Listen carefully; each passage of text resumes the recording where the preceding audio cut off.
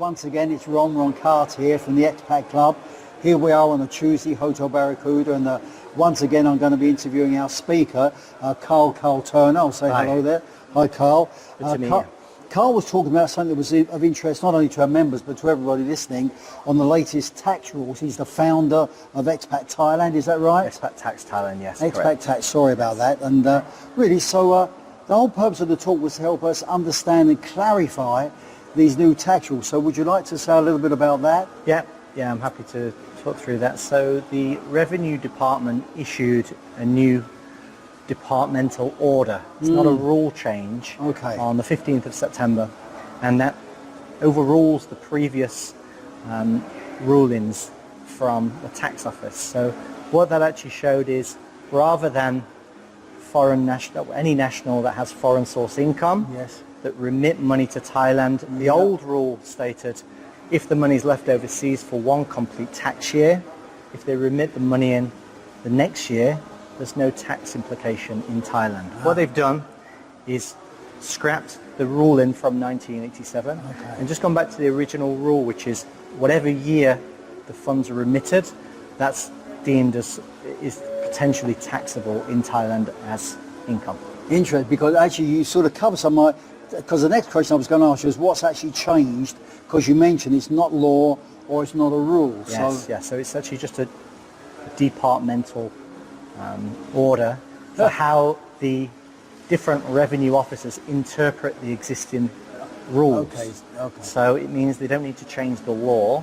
It's already been announced, it's been in the Thai Gazette, and there's further clarity in November as well regarding assets from pre-2024 as well. So there's been more announcements. So the revenue's actually been really good in terms of providing and communicating these rule changes. They've actually been very good at helping people understand with Q&A sessions as well. Yeah, that's, I'm going to talk a little bit about your Q&A session, but really it's one of these things that needs clarification. Was it? You also, let me ask a question, because you mentioned this, what actually isn't taxable? Okay, yeah, good question. So the things that aren't taxable are savings from previous tax years, so pre-2024, savings are remitted, that's not taxable. Loans are not taxable. Okay, that's interesting, Thailand. yes. Gifts up to 20 million Thai baht, but that's quite complicated. It's Yeah, not because you ran through straightforward. all that, okay. Yeah.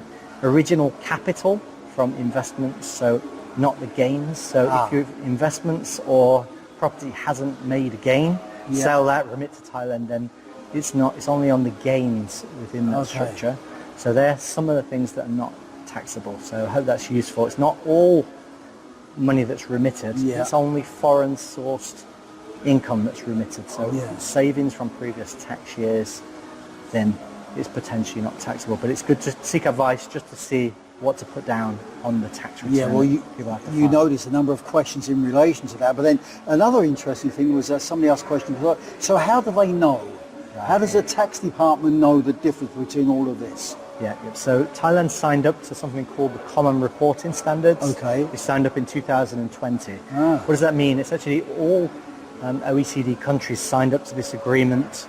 It's been going for quite a number of years now. And basically it's all to do with tax evasion and clamping down on people not paying tax where they should. So Thailand signed up to that. The first time that they received the information from all the other Common Reporting Standard countries, there's 120 plus countries.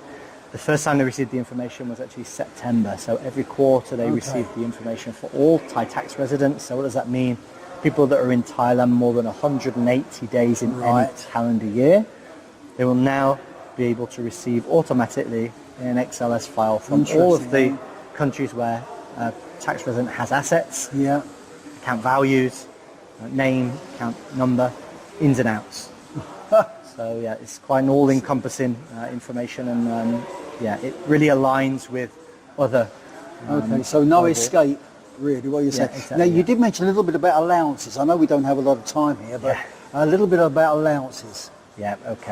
So everyone has a personal allowance in Thailand.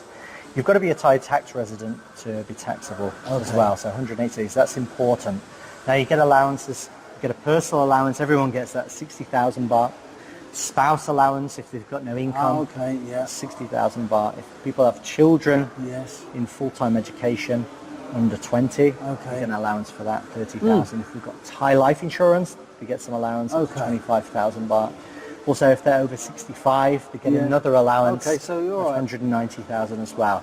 This is all before the taxable allowance, the tax table starts. Yeah, and then also you get 150,000 tax-free amount as well after you take all the allowances. Okay, so it's not as bad as initially it seems. Exactly, yeah. You mentioned this word tax and everybody goes rigid. Yes, yeah. All right. Yeah. So it's not as bad as a lot of people think. If they're taxed on the assets as well before they remit into Thailand, then potentially they can use that as an exemption for tax that's due. For some of the taxes, a credit. Yeah. Depends on the double taxation agreement. This is a very interesting topic and really needs to be looked at on a one-on-one basis too. Yeah, no, I know. But the Revenue Department is very good. Everything's online. You can view the tax tables through the Revenue Department's website. You can view all of the double taxation agreements. So people can actually have a good look through and find all the information themselves. Yeah. Interesting. And then another thing I found interesting, rather than just stand up and keep talking, you actually put on the slide some various examples. Why did you decide to do that? Right, yeah, good question. So what I wanted to show was that the double taxation agreements vary from country to country and also how things are taxed. So for example, different countries, some types of assets are not taxable in Thailand, whereas others, they can be taxed in both jurisdictions. So that's why I thought I'd show the example, just to show it's not as straightforward as just having a double taxation agreement. You've got to really see and dig deep into what that actually says. Well, look, totally, very good. And then finally, I mean, we're running short of time, and I've got your certificate to give you in 2 minutes. Okay, but what recommendations do you have, not just for our members, but for everybody that's... Yeah, so keep really good records for everything that's sent to Thailand. Yes. Be very clear about the number of days that you stay in Thailand, so record that. If you're over 180 days in any calendar year, you're a Thai tax resident.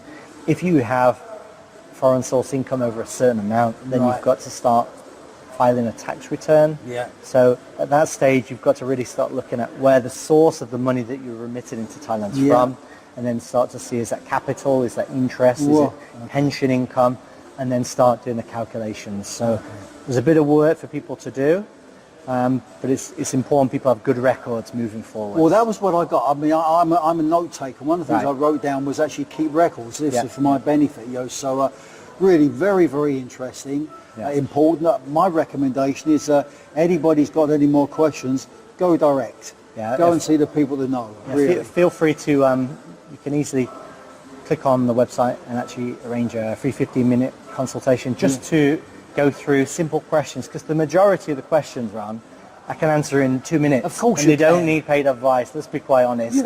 But some people who've got very complicated situation, they really need, our CPAs, our auditors to help them put together a strategy for how to file. So, but most people, I'm happy to have a 15-minute call and we can fix a lot of questions there and then. So you've got something for everybody that's got these things. Well, look, on behalf of the club, I'm going to give you the... Okay, thank you.